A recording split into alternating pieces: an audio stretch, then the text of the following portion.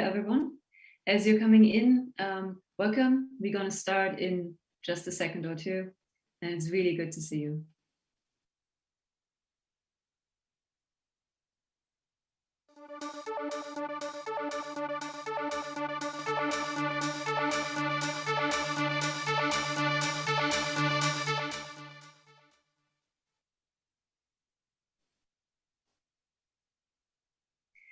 So welcome everyone to our 54th web debate.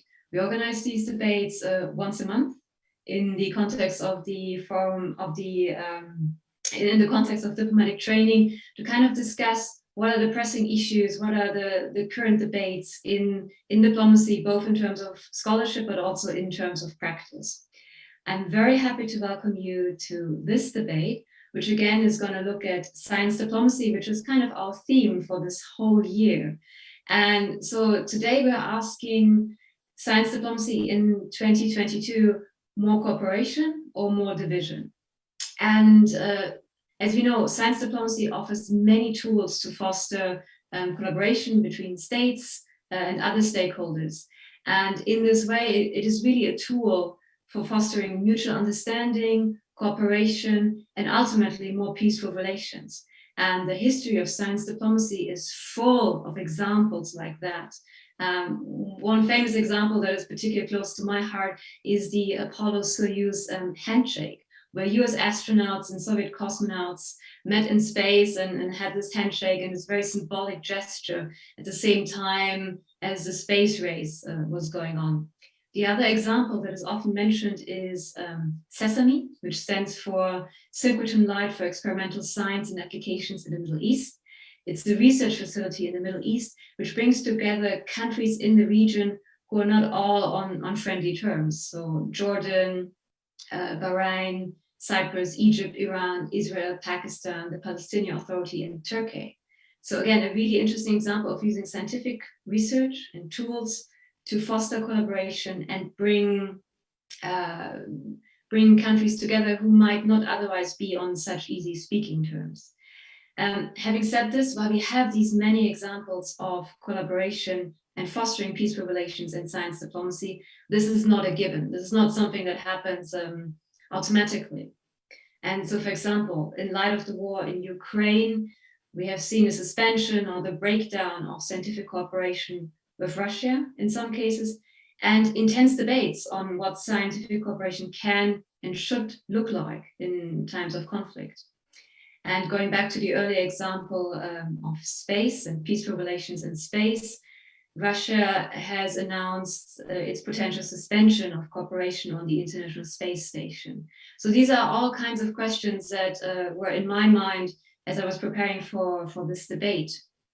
And to kind of get into these issues and unpack this a little bit and kind of look ahead into this year, 2022, what we can expect from science diplomacy, we have invited two excellent speakers, and I'm really, really happy to welcome them. And I'm really happy that they were able to join us today and that they took the time to join us. So let me introduce them. We have Dr. Kimberly Montgomery, who is joining us from the US today. And she's the Director of International Affairs and Science Diplomacy at the American Association for the Advancement of Science. And in this role, she advises on bilateral and multilateral relations and manages the AAAS Center for Science Diplomacy. She also serves as the executive editor of the policy journal Science and Diplomacy. Prior to AAAS, she had a number of other interesting roles, and I want to mention two of them. She advised on international relationships for the International Institute for Applied Systems Analysis in Austria, also with a very interesting, this organization also with a very interesting history rooted in the Cold War and kind of collaboration between Western countries and the Soviet Union. And the other example I want to mention was that she was the scientific consultant for the International Atomic Energy Agency. Our other guest today, and again, I'm really happy that he was able to joins us from Spain. Alexis Walsh. He's the CEO of SciTech Diplo Hub. And SciTech Diplo Hub is a think and do tank working at the intersection of science, technology, and foreign affairs. He has a number of other engagements and other roles. Again, I'm just going to mention two of them. He is Barcelona's Chief Science and Tech Envoy. and professor at the University of Shanghai for Science and Technology. Alexis has over 10 years of experience as a senior advisor on science diplomacy for foreign ministries and other government entities. So having said all of that, we have a very formidable and important topic before us. And with that, I want to get straight into the discussion. But before I ask the first question to our speakers, I want to remind you that we're trying to make this debate as interactive as possible. This means we're looking for your questions and your comments, which you can put here in the chat in Zoom, or if you're joining us on Facebook or YouTube, you can also put your questions and comments there. I have a colleague who supports me in kind of collecting all these questions and comments and bringing them back into the discussion. This is my colleague Ginger Pak, who you will see later in the discussion. So please don't hold back with questions and comments. That's what we're here for, and that's why we have invited these excellent speakers to kind of unpack some of the very important but also crucial and sometimes challenging points surrounding this topic of cooperation and conflict when it comes to science diplomacy. But now, without further ado, I want to get into the discussion with our speakers. And basically what I want to ask first is kind of for them to give us a sense of where the debate is going when it comes to science diplomacy. And so basically the question is, from your experience, from where you're standing, how has the discussion around science diplomacy changed over the last few years? And with that question, I want to go first to Lies and to Kimberly from AAAS. From your perspective, how have things been developing over the last couple of years? First, I just want to thank you so much for inviting me to participate in this event. I'm honored to be part of this program, and I'm really looking forward to the discussion. It's also a pleasure to share the virtual screen with Alexis and Katerina today. They've both been involved in the AAAS Center for Science Diplomacy, including both being speakers at previous AAAS TWAS courses on science diplomacy. So I'd like to thank you again for participating in those. And then I also had the pleasure of meeting Alexis in person somewhat recently when he was in Washington, D.C. on a business trip. And so back to your question, for me, I'd like to point out 3 areas where science diplomacy has changed over the last few years and maybe going back a little bit even further than that. And the first one would be regional expansion. And so I think it was really interesting, the 2 examples that you gave at the beginning to introduce this topic kind of show that as well. And so it's the focus on sort of the post-Soviet world all the way to expanding into other areas. And so those were beautifully captured by the examples that you had of sort of the space handshake, which, you know, many people attribute that as lessening the space race and the arms race that was going on between the US and the Soviet Union at the time. And then your second example was not in that region, but in the region of the Middle East with SESAME. So I think that has been a big shift. I would say the other one, and this is probably more recently, is the increased focus by national governments on science diplomacy. So over time, you're seeing the issue of science diplomacy really increasing within government leaders. Different countries are actually forming government strategies on science diplomacy. An example that comes to my mind is when we interviewed the French ambassador to the US. He was discussing France's science diplomacy strategy, which is focused on enhancing partnerships between research institutes and public diplomacy, but also supporting innovation and scientific R&D. And France, like many other countries, are increasingly focused on having evidence-based foreign policy, especially in the areas of regulations and treaties. Additionally, countries are really looking forward to fostering international scientific cooperation and working on science with countries where there could have difficult, challenging relationships almost as a foreign policy goal. So I think that would be the second thing I would point out. And the third would be the rise of S&T in foreign affairs. And so I think there's been an increased relevance of science and technology and innovation issues directly within foreign affairs. These issues seem to be facing diplomats more than ever before. That probably has a lot to do with they're in conversations a lot on global challenges, which are rooted in S&T and also are going to need science and innovation solutions to solve them. And so I think there's been kind of a move for S&T issues from the sidelines to directly in the front lines in foreign affairs. So I don't want to take all the time, so I'll leave it at that. Thank you so much. What a great overview. Which brings me to Alexis moving to Spain and to the experience of SciTech Diplo Hub. And perhaps even if I may foreshadow what you might say, Alexis, perhaps the question of city diplomacy, city science diplomacy. So Alexis, how has science diplomacy, the debate and the activity for you developed over the last couple of years? What kind of trends have you seen, or what kind of trends do you want to highlight for us? Sure. Well, first of all, thank you so much. It's always a pleasure to be with Diplo and sharing the stage with you and the team. Well, I think that this question about what direction science diplomacy is taking up after the events of the last year is something that all of us working in science diplomacy have been thinking about. 2020 and 2021 have arguably been the years of, I would say, the upswing of science diplomacy. So although most of us would agree that the pandemic propelled anti-globalist forces throughout the world, leading to a decline of trade flows, foreign direct investment, international mobility. In the world of science technology, however, the opposite happened to be true. International cooperation in research and innovation has greatly intensified in the last couple of years. And at the same time, I have a feeling that the pandemic has revealed and reinforced some of the emerging paradigms of science diplomacy today, including the notion of global challenges, digitalization, the role of science and technology as key vectors of foreign policy.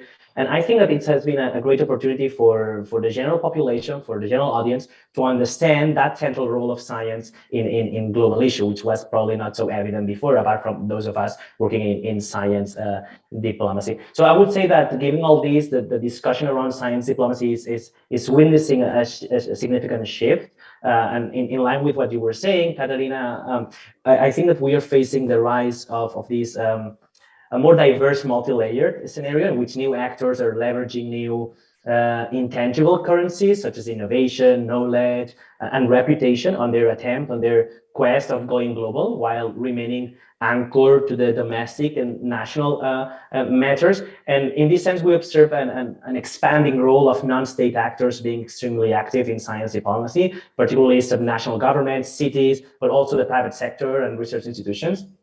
So in the way I see it, these stakeholders are often based in innovations ecosystems within urban areas. We have the universities, we have the research centers, we have the main tech companies, which allows cities to gain this global influence and discretely starting transforming the international scene and expanding their reach to all levels of global governance. So we have seen in the last 2 or 3, particularly 4 centuries, how the international scene was dominated by the figure of nation states, the Westphalian state. And well, recent developments has brought us to a change on the transnational chessboard to this with this multipolar world that has seen the reemergence of long existing geopolitical actors, and I'm mainly talking about cities. So going now into cities, and we can later discuss more the case of Barcelona if you wish. I think there is no doubt that cities today meet all the requirements of international actorness. They have the ability to mobilize resources to achieve their own aims and agenda. They have the capacity to exert influence over other actors, and they count with, that really depends on every country, but they count with certain degree of autonomy.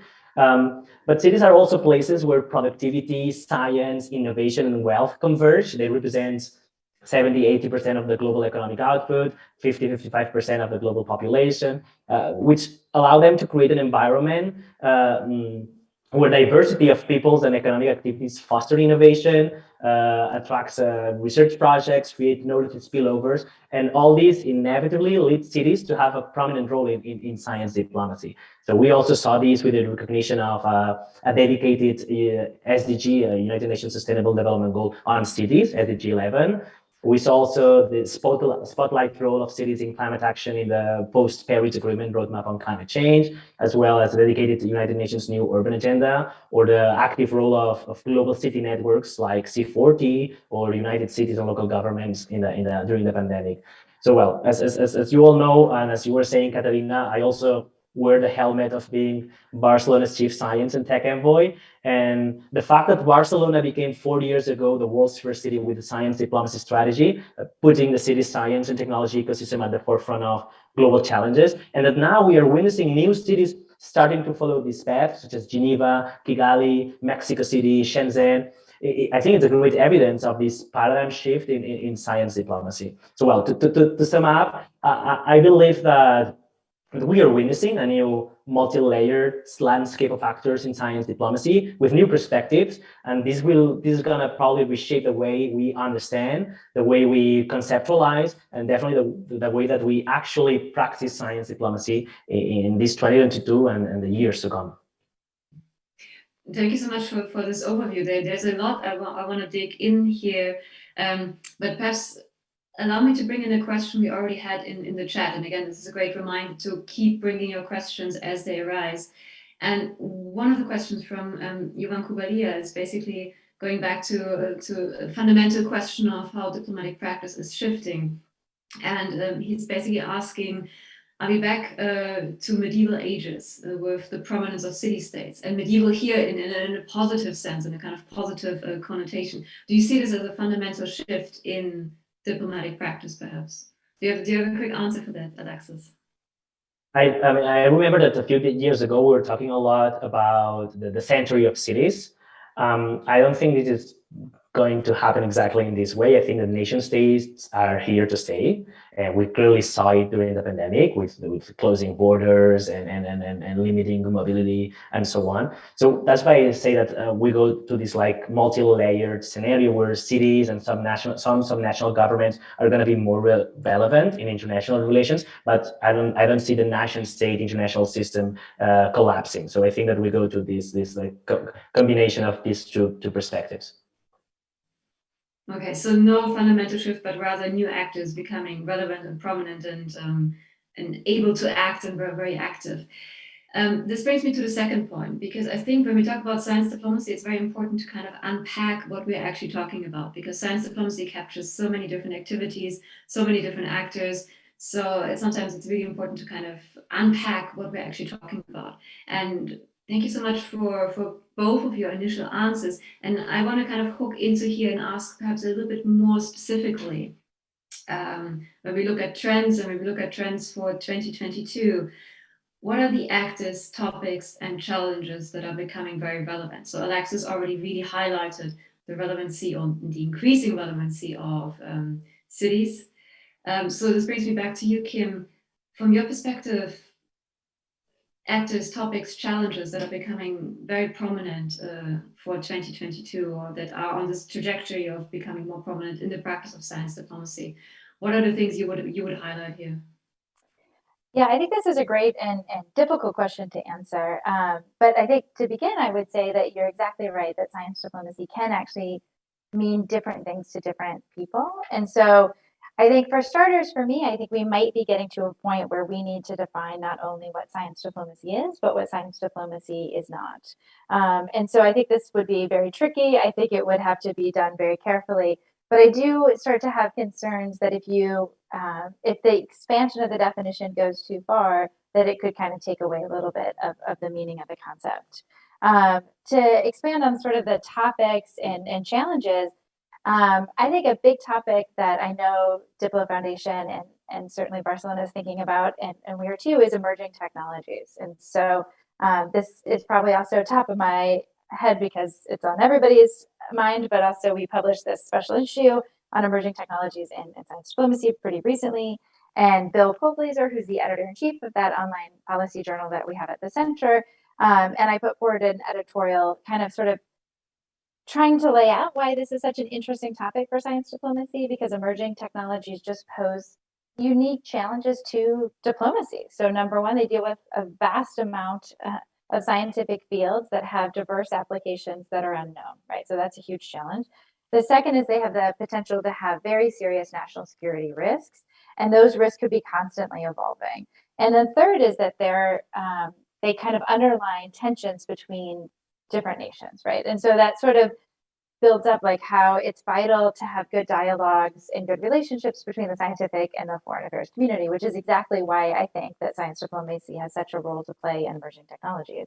And so I think the role is both to support these very promising technologies while balancing sort of the national security risk, which is a huge balancing act because you want to make sure that you're doing the innovation in these areas, which obviously is going to involve international partnerships and not just one country. But you also you want to protect against unnecessary sort of restrictions that might hinder that innovation and national competitiveness. So it's a huge balancing act there. That's not easy. And I think it's made more challenging because of the speed of emerging technologies. They change almost on a daily basis. So that would be an example of one topic that I think will become, it is and will become even more increasingly relevant in the area of science diplomacy. The other would be actors. I think we've already talked about this, and Alexis himself is a great case on how you have different actors than you might see before. There's been kind of an explosion of actors in science diplomacy. I think that will continue. I support the concept of diplomats representing governments, but that doesn't mean I don't see a role for non-government folks in science diplomacy, or I wouldn't be in this job and very passionate about the role we can play. And so I think in 2022 and beyond, I think there's a role for these non-government actors to be partners with domestic, foreign governments, city governments. These partners can be instrumental in working in areas that can improve relationships, like using science to improve relationships, especially when those areas are strained or severed, right? There are spaces where actually official diplomats couldn't go in that non-governmental folks can go in, both to sort of build those relationships for scientific engagement, but also just to start thinking about dialogues that you could have that other people would not be able to. So I think there's a huge role for these non-governmental actors to play in this year and beyond, and really sort of partnering together. I think when you see an explosion of actors, it's really exciting. And so now we have to think about how best to partner with all the people in this so that we are actually moving in the direction that we all want to go. Thank you so much. I mean, obviously, also from Diplo's perspective, I couldn't agree more on the point of emerging technologies. It's actually a really interesting example I came across recently in that area, which I think is really useful to bring into the discussion. So when we talk about artificial intelligence, for example, we often talk about an arms race between the US and China, similar to the arms race during the Cold War. What is interesting is when we start looking at the level of individual scientists, the picture changes slightly. So we just had the AI index report coming out.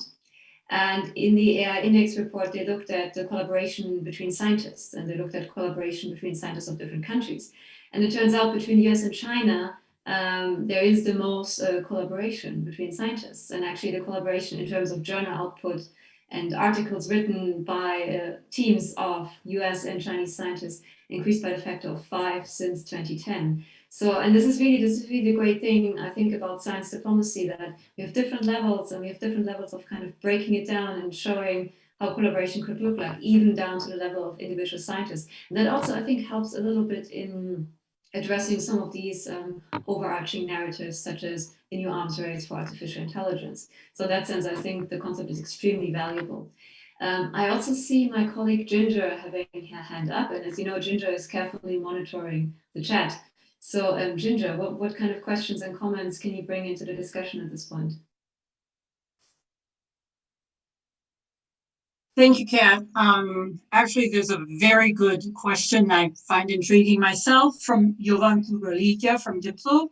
He says, one of the hypotheses about science diplomacy is that it can facilitate international exchanges even in a time when governments stop talking to each other. The proof for this hypothesis is often the Cold War and the exchange between the Soviet Union and the USA. Will science diplomacy survive the current hot war of the Ukraine and the emerging Cold War that's coming up? And how will this be affected? As at the same time, there is another question from Jan. Which role for science diplomacy in a multipolar world full of mistrust, disinformation, and geostrategic competition, in which even scientific organizations themselves shut down communication channels? So back to you. Thank you so much. Really interesting and very important questions. I would like to hand them over to our speakers. Perhaps Alexis, starting with you, if you have any comments or reactions to these kind of questions we just heard. Yeah, sure. Well, I mean, I'm not a specialist of science diplomacy in war context, So that's quite complex. But I think that what you actually mentioned, Katharina, of like the political divide in terms of new technologies and particularly AI between the US and China. And despite of this, having the evidence that scientists on both sides are still the ones cooperating the most in this field is a way how scientific cooperation can hijack these political tensions. This is a proof that this can ease these situations. In the case of the current, I mean, you already highlighted some examples of how science diplomacy could help in these situations with this Apollo and Soyuz dock in orbit, the SESAME synchrotron, and we have plenty of examples during the Cold War. I would say that that there's a kind of a dilemma. I mean, in the case of the Ukraine, the Russian invasion in Ukraine. This raises some crucial issues in the sphere of science diplomacy, and I think it puts us as scientists, as part of the international scientific community, in this difficult position, because while on the one side extending the big embargo to the science sector in Russia and isolating Russian scientists and scientific institutions might help to push the political powers there, it might negatively affect and point out those few in Russia that dare to speak out and criticize the situation. So damaging Russian science as part of the strategy of isolating Russia until they give back Ukraine's sovereignty might pose a dilemma for many of us. And sometimes I wonder if this is a failure of science diplomacy, or we are just in our way to finding which way we can make the most of scientific cooperation and the links we all have with our Russian colleagues to try to contribute to the solution of the current situation. So, well, I'm not an expert on science diplomacy in times of war. We saw what's happening. I mean, now coming from a European perspective, seeing what happened, how Russia was an active part of scientific cooperation with European Commission programs, Horizon programs, Marie Curie programs, and so on, and how all bilateral EU-Russia cooperation in science and innovation has been put on hold. So, well, I mean, I think it's not an easy answer to face, but we are there in working this out.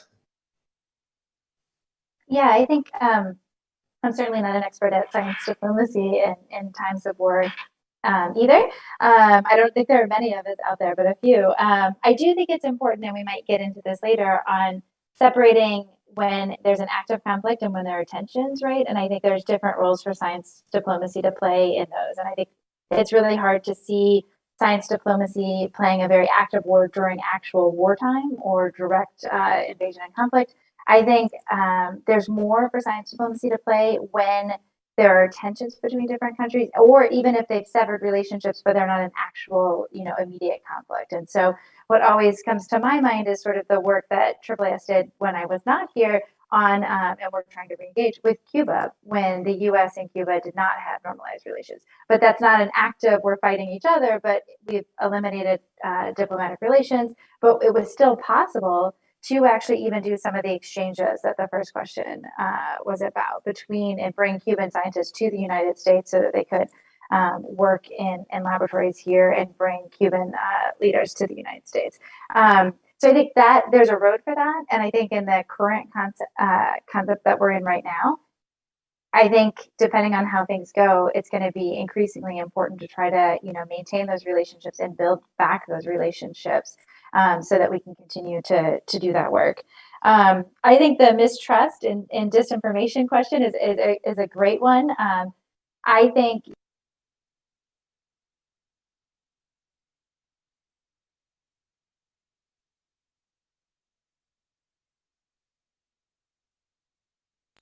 that's a really hard task to do. And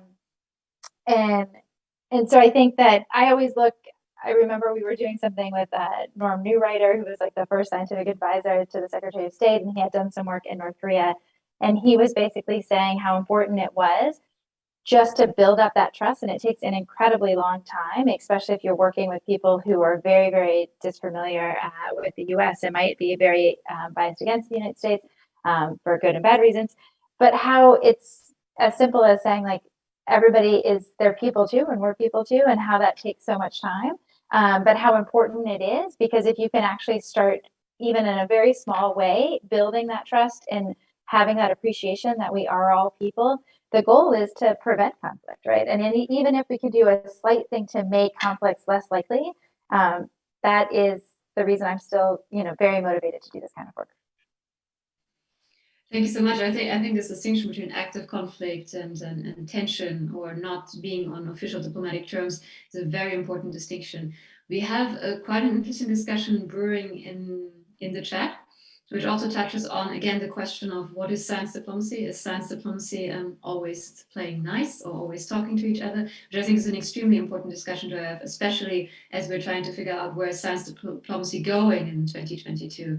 But again, for the best possible summary, I'm turning again to my colleague, Ginger. Ginger, what have you been seeing in the chat? Well, the best possible summary, I cannot promise, but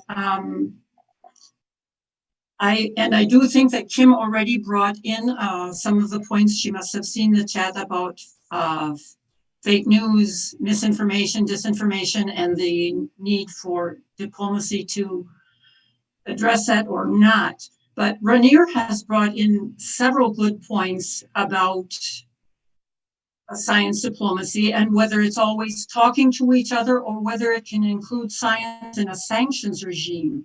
Also, possibly, and would be an instrument of science diplomacy. He mentioned also the discussions in Germany the last couple of days about whether science diplomacy is dead and whether we need realistic international science relations and policies. That's why he's asking, does it need to be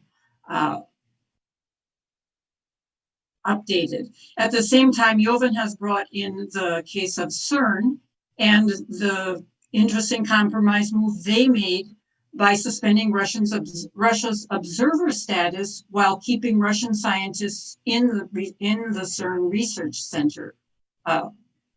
So there is a continued cooperation. We do have other comments that are very interesting, but perhaps I could just invite everyone to read the chat to keep up so that I don't take up the speaker's time. Thanks, Kat. Thank you so much. Yes, CERN seems to encompass a really interesting compromise distinguishing between a country and individual scientists. Kim, Alexis, do you have any further reflections and comments on what we just heard? Well, I was hearing this question that Ginger was reading to us. I was remembering a recent article published at Science and Diplomacy Journal that Kim is the editor of, that they were actually talking about the conflict, and they were saying like, okay, I mean, we might not agree that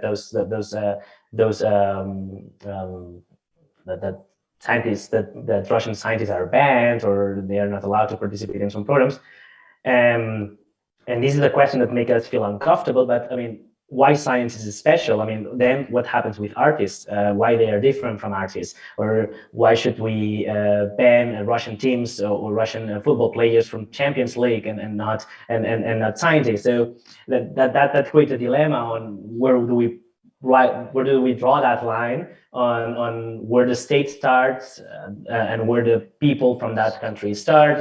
And well, I think it's something to think about. It implies many ethical concerns. Thank you so much for mentioning that. This is the piece that we had sort of 4 U.S. scientists or former diplomats that had worked primarily in the U.S. post-Soviet states, and basically asked what should we do? And 3 out of 4 of the folks that responded took a more hard line of we need to isolate now and then hopefully rebuild later. And to be honest, I was a bit surprised at that, but it did give me a lot to think about, like Alexis is saying. And I think it also gets to this point that we were talking about on the differences between sort of active conflict and tensions, right?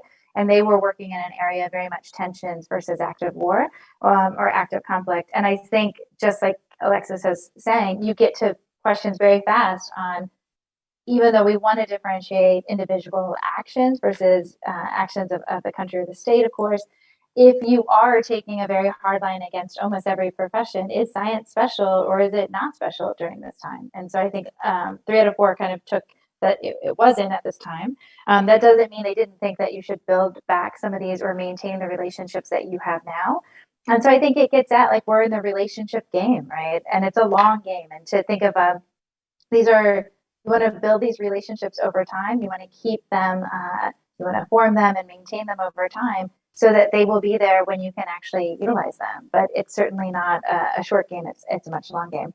I have been monitoring the chat, and I just want to also point out that James Hammond is here, who is a UK scientist who was part of this North Korean project on Mount Pektu. So has direct experience on how to try to actually do scientific experiments in a country where there's a huge, based on the US and other sanction regime against how do you even bring in equipment, how do you even do these. So I think it gets at the questions that were talked about too on sort of the practicality of how you could even do some of these things when they involve moving people in different places and moving equipment.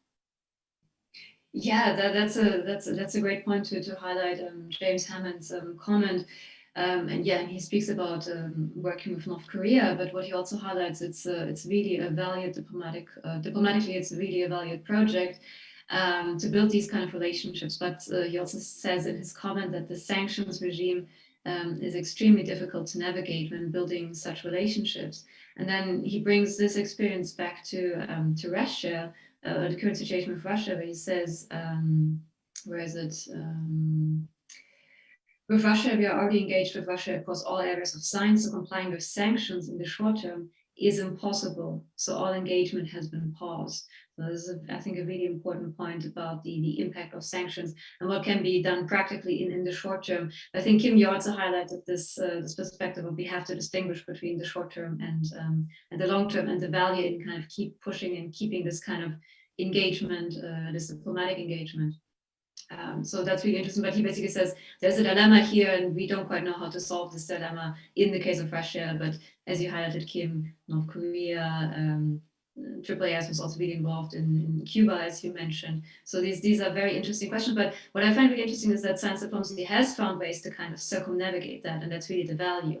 At the same time, what we've also seen in the chat, there seems to be a lot of people who basically question: has science diplomacy lost its innocence? Should we stop talking about science diplomacy as a force for good? Should we be more realistic and kind of realize the realpolitik part of science diplomacy? So that's a very strong thread and strong discussion in the chat at the moment, which I also really appreciate. We only have a couple more minutes left, and I had one question prepared for our speakers, which really addresses this question of how can we do science diplomacy in the face of conflict or in the face of tension and across divides. And we've been talking about this for quite a while now, but perhaps because we're nearing the end of the conversation, if you could very succinctly, perhaps in 3 points or so, try to bring that question again to the point: what can science diplomacy really do when it comes to cooperation? Perhaps in times of conflict or in times of tension, or where states are not really talking to each other. What would be your 3 key points if we really had to summarize it, if we really had to boil it down? Because we've been having so many interesting examples and so many really important examples and very timely examples. So if you had to boil that down perhaps into 3 points, and I know this is a huge challenge, what would you say?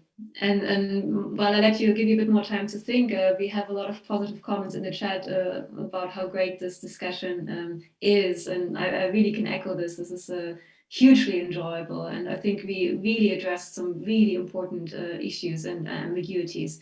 But if you had to boil it down into 3 points, what would it be? Alexis, may I start with you?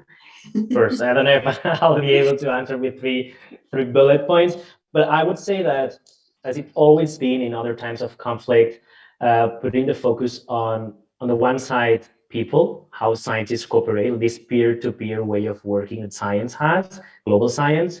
So this is one minor, maybe, but one minor way of hijacking or like going around the limitations that countries might put in terms of cooperating in science and technology. And then I would say, and I think that all examples of scientific cooperation in conflicts are always in this direction, is like focusing on shared challenges or shared problems.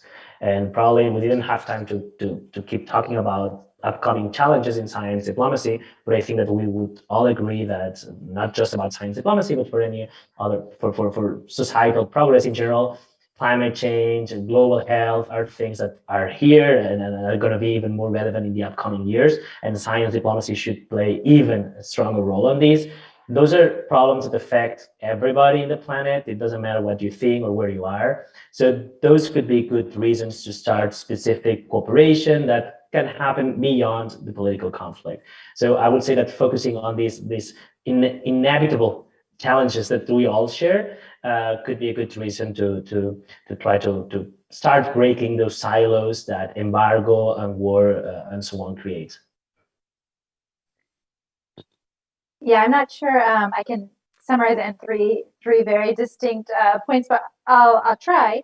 And I think we've had a really good discussion on this. I think I'm an optimist, so I'm always, even in dark times, think there is that most people are good and most people want to move in a positive direction.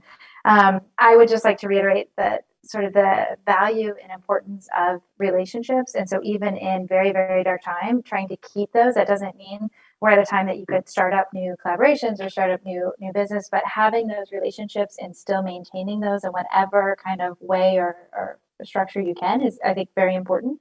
I think the power of science as this common language, I want to echo what Alexis said about, especially in global challenges, when you can remove politics is everywhere, and so you can't remove politics, but if you can actually try to focus on the problem that both countries, everyone's and the people in those countries are going to face, you might get more cooperation. And that was even seen with climate change between the United States and China, right? It's an area that both government leaders from those countries talk openly about how we need to collaborate, and we can't not collaborate, even if we're not going to collaborate on lots of other things and our relationships are maybe strained.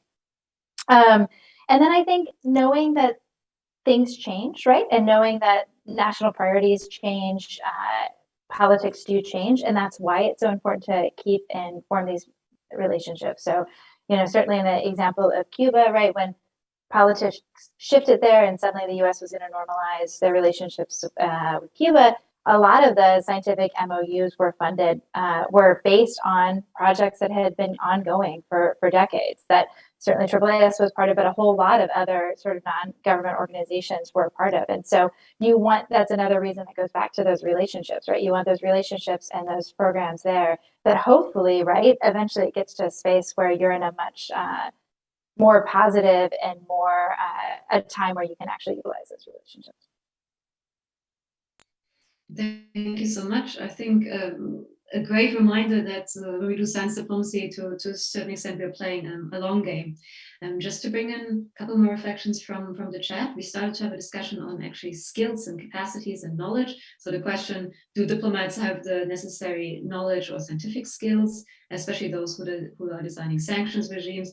Then in the chat, we turned this question around, asking, do scientists have the necessary diplomatic skills and the necessary skills to understand sanctions regimes and to operate within that? I think it's an extremely important question. I mean, all of our organizations here, AAAS, SciTech, DiploHub, and Diplo, have been working on capacity building, on training, trying to address exactly that. I think that's a core question. There are a lot of interesting comments in the chat, and I think we will reflect them in the summary of the discussion, which we'll provide after the discussion. But unfortunately, our time is up for today. So I think without further ado, I want to give the floor to both our speakers, perhaps for one final word, and then we unfortunately have to stop at this point, but surely we will continue the discussion here on social media as well as through the summary of this discussion. So a final word from both of you, perhaps. Alexis.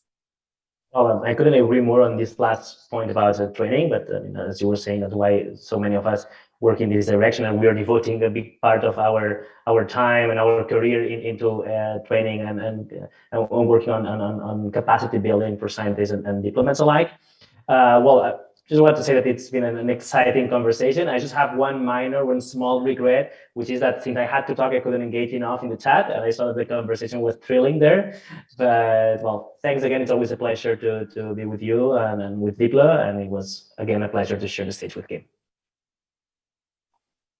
Yeah, I can't thank you enough for including me in this discussion. I really found it very exciting. And as Alexis just pointed out, I kind of do want to see all the chat going by because I know it's also very thought provoking. So I'm excited to get to engage in that after this. And I also think it's just an exciting time, right? I think this conversation and hearing from Alexis and Katerina and then people in the chat is, I think we have we really want to see what science diplomacy can do in these major areas and how we can work together to be most effective in reaching those common goals. So it's also just been an exciting conversation, and thank you so much to Diplo for the invitation. Thank you. Thank you for taking the time to join us. Kim Montgomery from AAAS and Alexis Walsh from SciTech Diplo Hub. It's been an absolute pleasure. Thank you for taking the time and for really engaging in this exciting discussion. Which also brings me to thanking you, our audience, for taking the time to join us today and for enriching the discussion in the chat and really pushing the topic forward and kind of pushing us to address some of the pressing issues and really digging a bit deeper into the concept of science diplomacy, which is very important to do. And as Kim said, this is a very exciting time. So it's going to be interesting to see what 2022 brings and how we take the lessons we've learned so far forward. So thank you so much. We will see each other in May on the first Tuesday of the month for another web debate, again on a topic in the area of science diplomacy. And we're hoping to bring people together to actually talk about capacity building, knowledge building, skill building, and training in science diplomacy. So kind of picking up from the conversation today. Again, thank you so much, Kim and Alexis, for joining us. I really enjoyed this discussion, and I'm very grateful for both the audience, our chat moderator, Ginger, and you, both of you, as our speakers. Thank you so much.